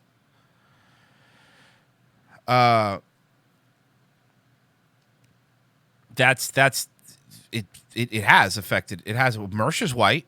It's affected his job. Same thing, right? I think Trump should classify the SPLC as a hate group. I think that would be a good start.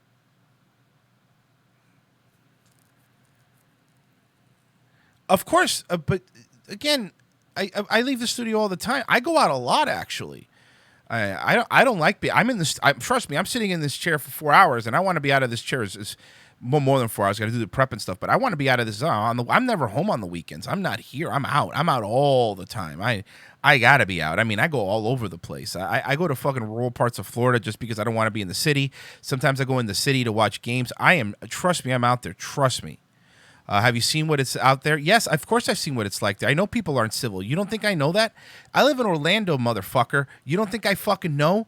I'm on I-4. You don't think I know the one of the worst highways in the country? You don't think I know what it's like out there? I fucking do. I am very aware of what it's like out there. I understand that people are at each other's throats. I've been sitting at places where people have started this is a true story. I've been at bars where people have started fist fights over somebody liking Trump and somebody fucking liking Hillary. So yeah, trust me, I am very, very aware. You know?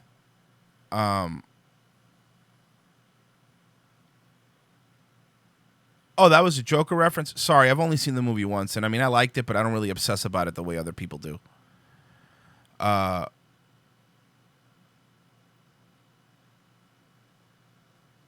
don't. I mean, I've seen it and I liked it, but I don't remember everything about it.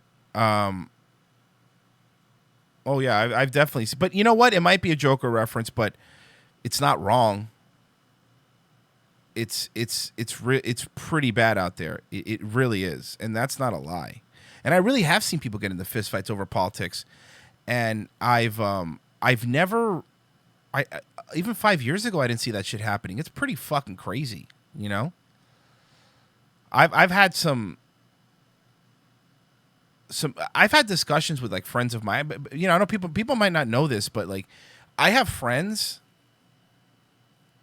that are really liberal. Like, I do. I have friends that are really, really liberal.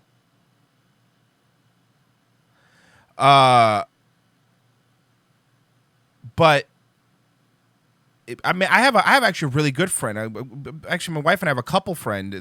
I love hanging out with them. They're great. But the guy is basically a Bernie bro. Like, he fucking loves Bernie Sanders. Loves Bernie Sanders. And I've had nights where our wives have seen them go, oh my God, they're at it again. We've just sat there, and even though I do this all day and I want to relax, you know, for the most part I try not to, but sometimes we've had heated debates about why I think Bernie's a fucking moron and why he thinks Trump's a moron, and we go back and forth. But I think in a lot of ways, like, you guys remember when I was talking about an ROTC a couple days ago? I was talking about people that were saying like, yo, fucking Ben Shapiro's an idiot. He's this fucking stupid guy. He's not stupid. He's not dumb. And I think when you start labeling people like that, you start not understanding. If you want Trump to win, you got to kind of understand why people are voting for Bernie, right? Like, my friend is about my age too, so we're not talking about, my friend's like a 20-something Bernie, but the guy's my age, you know, same age, and we. You know, he's into Bernie, and he's why he's into Bernie, and why he thinks Bernie's this, and why he thinks Bernie's that, and then I'm into Trump, and this and that. And in reality, when we have these conversations, we kind of agree on a lot of stuff. You know, we disagree on many things, but we agree on a lot of things, right? Which I think is kind of weird. Like, what, for example, when it comes to the Israel stuff, we're almost identical in our worldview when it comes to that. Like, we are like eye to eye when it comes to that. And it's weird because I think a lot of the times people go, oh, you're a Bernie bro, you're fucking stupid, you're dumb. No, not everyone that's a Bernie bro is stupid, right? They're not dumb, you know? And by the way, I'm going to vote for Trump, but there's a lot of fucking people that are fucking Trump people that are fucking retarded. And I'm not saying all of them are. Of course they're not, but there are. Both sides have stupid people. There's people that vote for Bernie that are not all they're not all idiots, they're not all dumb. They have a different life experience than you have, and they think that's a better way because of whatever they've been through. And I think it's a matter of understanding, why are people voting for an old socialist? Like, what's going on in people's lives that they think voting for an old socialist is the idea, right? Misinformed Bernie people, I think that's better. I would agree the misinformed part. I don't think that they're thinking things through to the natural conclusion. But it's not, people think that the only people that are voting for Bernie, for example, are just like, I want free things, college, free cup. Not really. That's not really true. That's not really true. I've seen some Bernie stickers on some Audis, so let's not, that's not what I'm talking. But I think that's a lot of times it's like I don't know, man. And look, I've been guilty of it, and like I said, I want to be a person who's able to take criticism and kind of understand. I think that sometimes we don't listen. I really do. Look at Dave. Are you Cuban or Mexican first? Well, I'm American first, but yes, my family's Cuban. Your fave white supremacist donated, which means it's... Is this Dennis? This is Dennis. Look at Dave. Here's some pesos via alternative means. Also tune in for Stupid Joe at 7 on YouTube. Unless the coronavirus finally got him. Hashtag no media. Thank you. Thank you so much. I really do appreciate it. Rich Bernie bros are virtue signaling, and poor Bernie bros want free stuff. But again, it's really easy to paint people with that brush, and man, I do it sometimes too. And I'm not disagreeing with you, by the way, Lucky. I just want to be clear. I believe that some of them, for many of them, that is true. But I think some people just aren't as informed. You got to understand, like a lot of you guys and people like me and stuff like that, we get really into the minutia of this stuff. Like we go deep, like, we listen to what's going on in politics. We know what these senators are doing. We know what they're voting on. We know what bills are on the Senate floor. We're sitting there and at least me, I'm going to speak for me, but I think a lot of you are the same way. A lot of you are pretty into this shit. Are really know what's happening, really know what's happening with the Second Amendment. Like these bills that are being passed. What the records of these senators. But there's a bubble outside of here where people don't really do that. People go home and they watch their fucking TV shows and they have to go to work every day, and the last thing they want to do when they come home is watch a political pundit and tell them what's going on in the world. I have the luxury because of the job I do. It's a very luxury to sit here and just dissect stuff, and I read way too many articles. I mean, it's stuff you never see that gets. I read a lot. I mean, a lot. I read a lot. It's so much.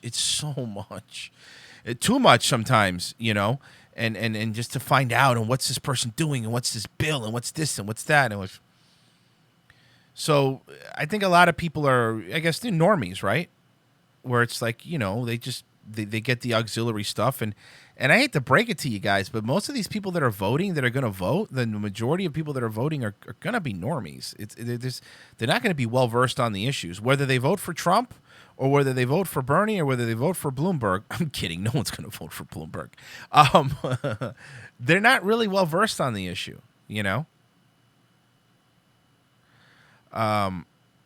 you've ever been to Burlington, Vermont, you'd get Bernie's appeal. It's a very beautiful place and completely detached from the mainstream America. You're right.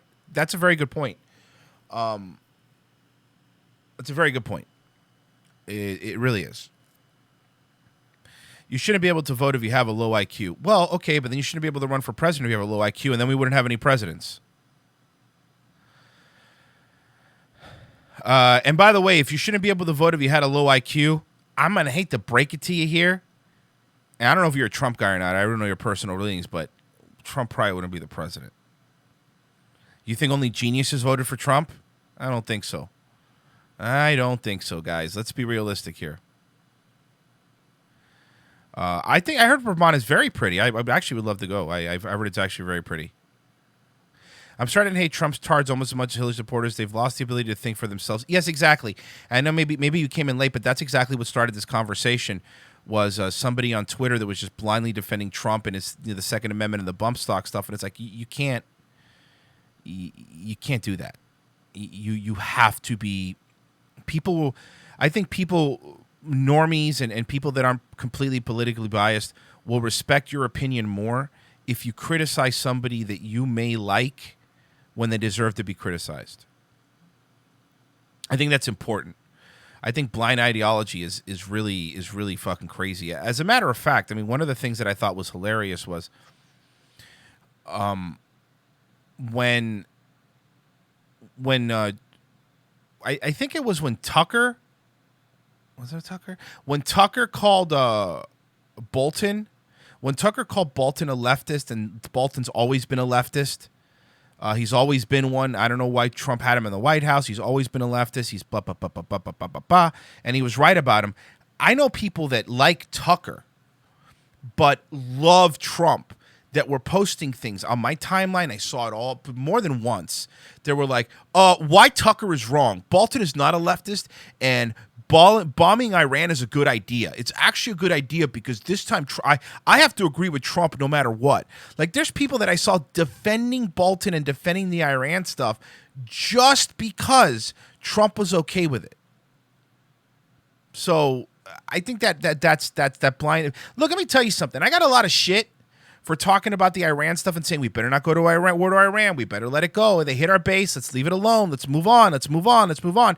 Luckily, Trump did move on. At least for right now, as I'm speaking, Trump moved on. If it wasn't for that backlash that he got, we might be in Iran right now. So you got to criticize these motherfuckers, man. Trump's legacy as the First Amendment was eradicated under his watch. Look, he didn't help it. He's still monitoring the situation when it comes to social media platforms, huh?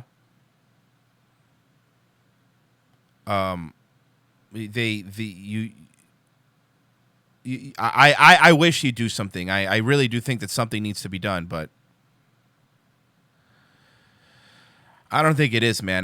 The First Amendment stuff, the thing that hurts the most, it should hurt everybody the most, right? It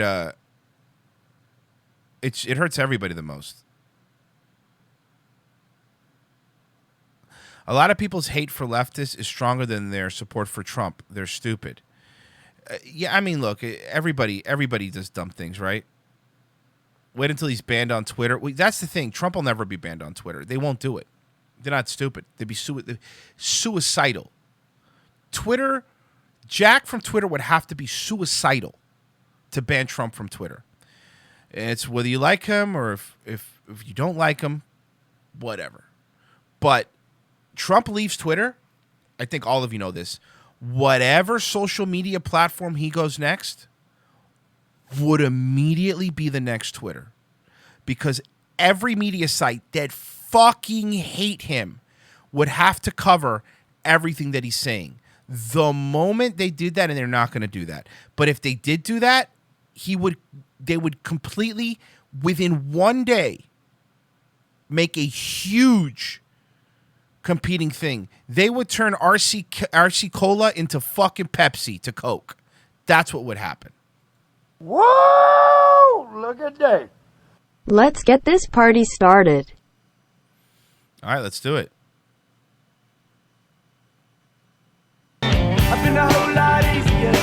Spin Doctors, baby.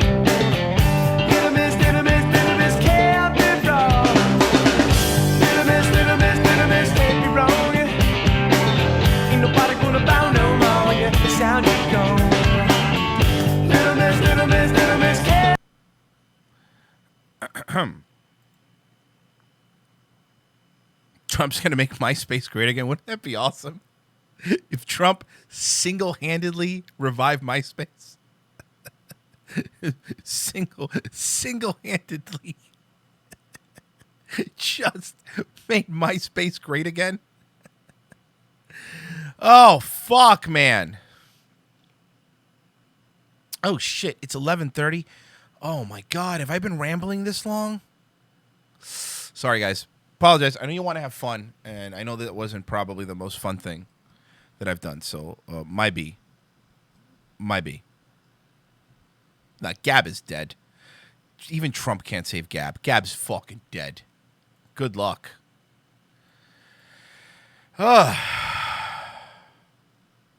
Sorry. I did not realize how long I went for. When I hadn't looked at the clock. When I looked at the clock, I thought it was going to be like 11. I thought maybe I did like a 40, 50 minutes, but sorry. Too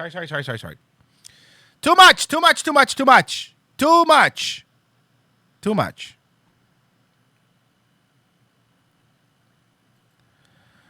Oh, fuck. All right. Let's have some fun here, folks. Let us have some fun here, folks. Thomas, what's going on in your life? Hi, it's me, Thomas, and today is Charles Barkley's birthday. He's 57 years old, and he knew about the death of Kobe Bryant. He died in a private jet crash, the aircraft crash that in the mountains that killed him. It was a helicopter. And also, yeah, had a talking manager, which is not good. Yes. So this will not happen again, like on Valentine's Day. Go back in the freezer. Not good. Avoid moving back to mom's place. No, I'm not going to tell you right now. No, your dad retired. Thomas's old dad retired. But I don't think Boy George, who is my new dad, will not take care of me. Nope. Nope. So, yes, I work today 6 to 10, and I'm off tomorrow, so I might put $15 in the Uber card, so I don't have to wait for the bus after I get done with the Sonic the Hedgehog movie. Because I'm sick of windows open on the bus. It's still winter. And yes. I guess hopefully March will be a lot better than February. Hopefully you will learn your lesson from this on Valentine's Day. Not to do that again. Learn your lesson. So, I guess we're going, so I gotta get where we go work. So, bye. Thank you, Thomas. That was good. Look, private aircraft. It was an aircraft. He's close enough. He's close enough, guys. You know, we never finished that Entertainment Tonight video, and I figured I owe it to you guys. We might as well. I know how much you guys like it, so I rambled a lot. Why don't we left off at Bobby Brown last I checked. Praise God just to be alive. I'm thankful for that. So anything else doesn't really matter to me. I love you more and more and more. Whitney Houston has another reason to be happy today. A New Jersey judge has issued an injunction against the man who's been stalking her, ordering him to stay away forever. Tom Arnold took time out from his busy Hollywood movie-making schedule to walk down the aisle over the weekend, and he did it his way in his kind of town.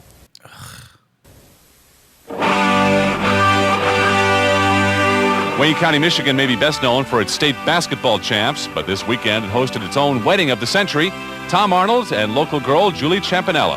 That's a wedding of the century? Tom Arnold isn't the anything of the century.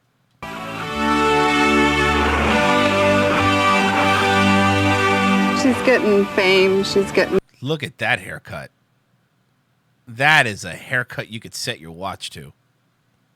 fortune. She's getting the whole package. And you always see limos go by, and you're like, wow, there's a limo. With half of Hollywood rumored to be on the guest list, local stargazers gathered round to try to get a first-hand look at their favorite celebrities. Sly, Arnold. Theo Von's dad was there. Did you know that? Theo Von's dad was Sly. This is great, man. I love it. I love me some Tom Arnold. I love women that look like Roseanne, so this is great for me. All the stars. I was wondering, is Roseanne going to be here? Arnold. All the stars. I was wondering,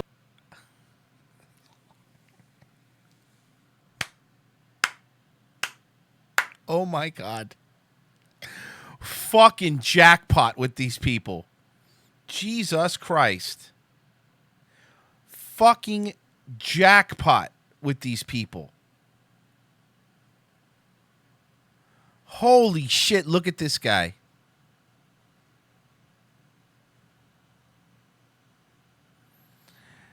Woo.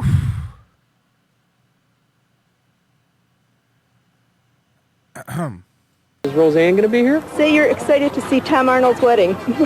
I couldn't resist coming here to see Arnold Schwarzenegger and, of course, the newlyweds and Bruce Willis. He is here today, isn't he? No, that's not Bruce Willis. Sly and Arnold didn't make it either. According to a wedding guest, Tom's pal Chris Farley was about the only Hollywood type on hand. I did not see Bruce Willis or Sylvester Stallone. I didn't see any of them, but Chris Farley was there. He was cute. The bridesmaids were wonderful. The little ring bearer boys. It was an awesome, beautiful ceremony. And as the happy couple left for their honeymoon, one resident offered her opinion on the Arnold's future. Celebrities out in Hollywood, they're married 6 months, a year. Well, you know, is this going to last? That's the main thing. If it lasts, great. If it doesn't, too bad. Yeah. Well, as the lady says, some show didn't business last, right? Am I correct by saying that it didn't last? Because I don't think it lasted. marriages don't last forever. Actress Joanne Whalley-Kilmer has filed divorce proceedings against husband Val Kilmer, star of Batman Forever. She cites irreconcilable differences and seeks custody of their 2 children. Julia Roberts and Lyle Lovett are also among the Marriage Made in Heaven, Now on the Rocks star duos. Now Julia speaks out about Lyle for the first time in an interview with Bob Goen. When things are just sort of mean and nasty for the sake of being mean and nasty, I think that's sort of unfair. This weekend, Julia Roberts broke her silence on the endless rumors surrounding her relationship with soon-to-be ex-husband Lyle Lovett. I can't offer you all the things that make it intriguing and mysterious and scandalous, you know, because it just is what it is. We're pals, and we, you know, we will be regardless of our sort of status. I would just like to know if anybody else here has slept with my husband. Julia's new film, Something...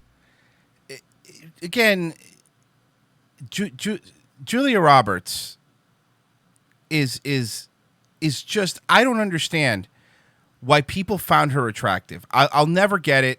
I will never understand it. It doesn't make any sense to me. To talk about deals with a marriage torn apart by infidelity, but she wants to make clear that her real life doesn't mirror this on-screen scenario with co-star Dennis Quaid. The parallels, obviously, in this film and what you were going through at the time in your own life, difficult to deal with? They weren't happening simultaneously, as everyone wants to believe, just because I think it's interesting, you know, to think that I'm living and working the same life. The only similarity is they're both ultimately positive experiences for all people concerned. Really? Yeah. How does that become positive? It just seems so painful to me.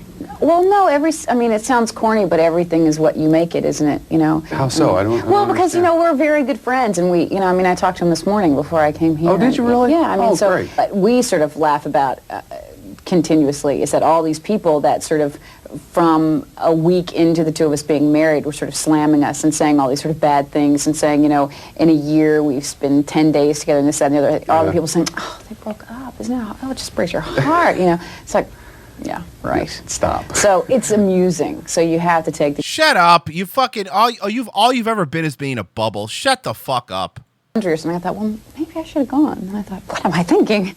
Yeah, now don't get any ideas, guys, because Julia is off to Ireland now to finish her next movie, Michael Collins, but not without a kind word for me. The TV doesn't do you justice. You're so cute. I mean, not like I'm hitting on you because we were talking about my lack of dating. Ho! And of course, you had to include that to make sure everybody knew you were cute. Be still my heart. Wow. Julia Roberts lacking in dates. I think that's one of the signs of the apocalypse, don't you? Anyway, Julia confided in me that even though her marriage to Lyle was a brief one, she said it was extremely intense and that it was a learning experience that she won't soon forget. She also says that she's blocked out much of the pain that she experienced during that split. And she also... Hook was weird. I mean, Hook was a class. I liked Hook, but she played Tinkerbell, and I always felt like, did she want to fuck Robin Williams? Like, did Tinkerbell want to fuck the Pan? considers herself and Lyle very lucky that they've been able to remain friends even though the breakup was such a public one. They're nice people. She's a good lady. We wish them luck. That's it from New York. I'm Bob Goen for Entertainment Tonight. Now back to Hollywood. No question. I think he's blushing. Yeah, she is hot for him. Thanks, Bob. We'll be right back. Coming up on ET is Tony Danza. That's great because back then you could be a womanizer and it didn't matter. It wouldn't matter. Good day. Good morning, Royce. You're my favorite Pakistani political philosopher. But seriously, thanks for all you do. Hope you enjoy Wonderwall. $20. Thank you so much. Today's gonna be the day that he's gonna be the day that he's gonna be the Why? day. Why? Today is gonna be the day that he's gonna be the day that he's gonna be the day. Why? I don't believe that anybody feels the way I do about you now. Jesus Christ. About to be the hottest new thing on TV, we'll show you the hits and misses for the fall. Then find out why the stars of Friends are still buzzing. What can we say? Who knew? We didn't expect it. I mean, we hope, but, you know. And people still talk about that terrible TV show that was never funny. I never liked Friends. I never got it. It's just very exciting. Plus, he rescued baby Jessica. Then the media made... I don't know, she was sick. ...made Robert O'Donnell a hero, but was it really fame that killed him? And Susan Smith, is it life or death? Stand by the phones, we'll let you be the jury. Tomorrow on Entertainment Tonight, Sandra Bullock. She rode the bus to stardom. Now the world wants to know what's behind that $1 million smile. You have this reputation where you're so nice and so clean that people have to reach to get dirt on you. Sandra comes clean about her good girl reputation. I'm sure I'm going to do something really stupid sometime soon, so let's not push it. Exclusive, Sandra's Secrets. That's tomorrow. I'm starting in a new school. Hey, isn't this the guy from the 70s show? This is dude from the 70s show, right? So, of course, my face explodes in soft, stretchy sides. So now, as we get more I don't know why it skipped, but active, Pampers Stretch fits snug, so we can play in comfort. New Pampers Stretch in motion, play in comfort. Ooh, pretty car. Mazda 626 Chronos. No charge air, dual airbags, AM/FM cassette stereo, a 60/40 split pull-down rear seat, and Mazda's incredible. I don't like the way he says Mazda. It's Mazda, right? It's not Mazda? 5-year warranty. Looks like the best family sedan in Is this the fucking neighbor from Home Improvement? Canada. Can I borrow it? Oh, come on. I'll let you use your clippers. Hurry for no charge air conditioning or equivalent value credit.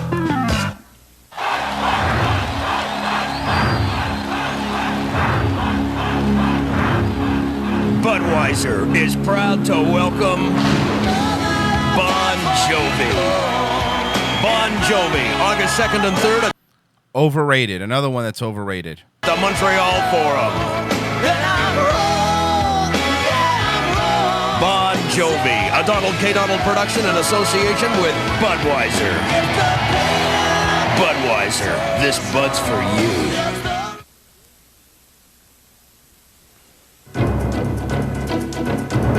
She enraged the nation when she lied that her 2 little boys had been kidnapped. Now Susan Smith stands convicted of murdering her. I remember this. 2 sons. This week, a jury will decide whether Smith will receive life in prison or, by South Carolina law, die in the electric chair. Emotions in her hometown are... Look, it's terrible, but it's old, so we can laugh now. Look at this woman's hair. Holy shit, look at this woman's hair. Running strong. I'm hoping for the death penalty. I'm hoping for the death penalty, guys. I'm not for the electric chair. How would you vote if you were on the jury? Here's your chance to decide in our exclusive ET phone poll. Should Smith be sentenced to die in the electric chair? Call 1-900-773-1199 if your answer is yes. Call 1-900-773-2299 if your answer is no.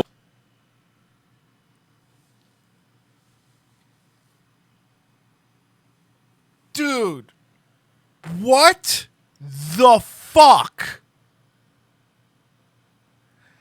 Not okay.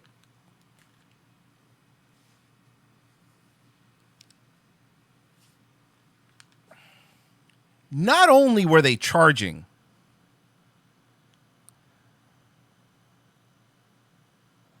for calling in to vote for something, which is fucked up. They were charging for calling in to vote for something over whether somebody should die in the electric chair. ET was charging 50 cents a call, 50 cents to vote. So they were making money off of this so people could vote. And by the way, a vote that didn't matter, their fucking ET's vote's not going to change whether you died in the electric chair. Holy shit, dude. This is fucking crazy. Isn't this fucking crazy? 50 cents. Yeah, it's a 900 number. 50 cents per... E.T. was making money on this poll whether this woman should die in the electric chair. They're making money off of literal dead kids.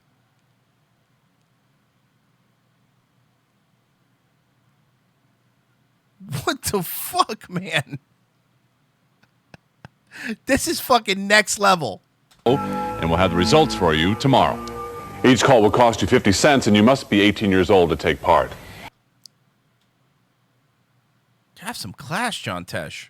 As in Susan Smith's case, the media beamed the story of baby Jessica and the man who rescued her to the world live. But Jessica's story had a happy ending, or so everybody thought. Now we discover that what happened to the hero who rescued baby Jessica is a case study in the high price of fame. Here she comes. There's clapping. For 3 days in 1987, Jessica remember McClure baby was every Jessica. American's baby. Robert O'Donnell, who crawled into an 8-inch pipe to rescue her, was America's favorite son. He was on Nightline. He met George Bush. He was on Oprah. He didn't go to Oprah. Oprah came to Midland. He was on the cover of Life magazine. He was inside People magazine. He won more awards than he could fit eventually on his resume. Fame came quickly, but it left in a flash. And 8 years after America embraced him, Robert O'Donnell committed suicide. I didn't remember that. He killed himself? Fame had become the addiction he couldn't kick.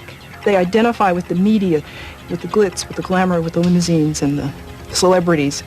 And then when that's taken away, they're almost left with nothing. Ready? Action! For a time, it seemed that the story's fame, which even included this TV movie, could bring O'Donnell fortune. But this movie was a contributor to crippling depression. He was supposed to play a newspaper reporter.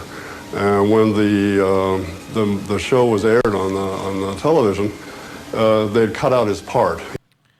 They cut out the hero's part from his own made-for-TV movie? He was totally embarrassed. It was sort of the beginning of the end for him.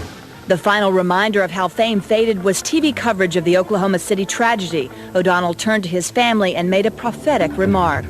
Those people had a lot of help for a very long time. And it was 2 days after that he shot himself.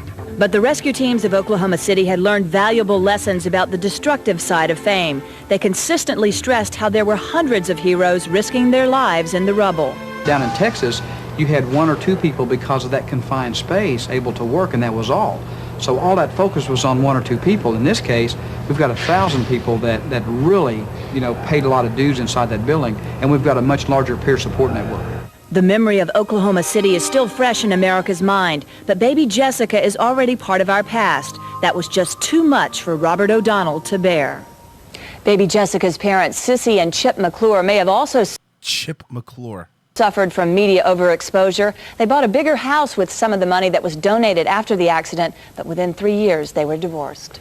In the O.J. trial, the prosecution introduced the bloody socks as evidence, but now the defense says they overlooked something big. The latest from the courtroom is headline news in today's ET Gazette. Were you asked to review results of a study performed by the FBI to determine whether there was EDT? Thank you, Tom. Much appreciated. So the other day I had a business meeting and couldn't stop laughing in the middle of it. Because one of the people there had the last name, Bone, and every time I looked at him I just heard you say, the bone. Quote. The bone.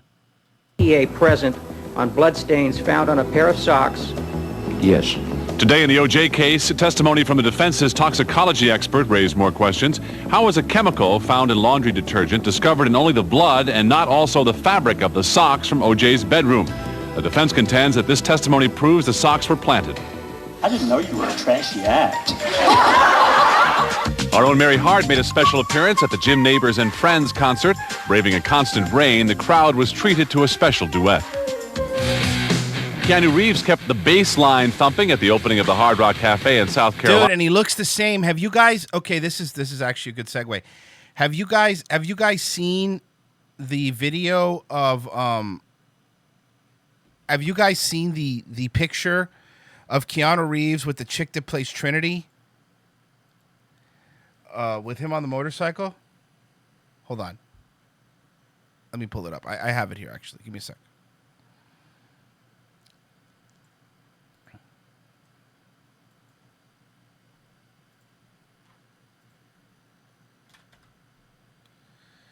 Oof.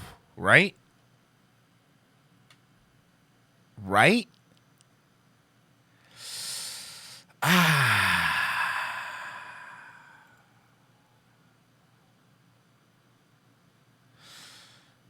I don't know why he has a beard, though, if he's in The Matrix. I don't know why he didn't shave, but yeah.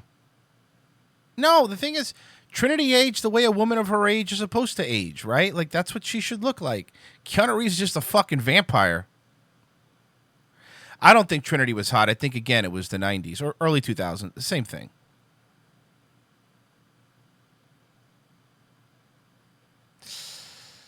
Oof.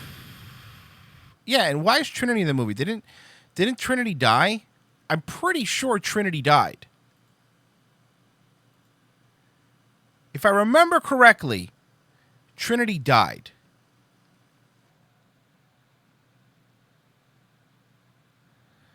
All right, let's I think we're going to wrap up. We will finish next week, because tomorrow we're doing a movie. We will finish the ET probably next week. We want to get to it. I just ranted a lot today, guys. I'm sorry. It was a lot of ranting. Thank you for the donations. $111. That really means a lot. I appreciate it. I really do. I will be back in 4 hours. Hopefully you'll be there. I hope all of you have a fantastic, wonderful, and positive day, Wave. Bye. Bye.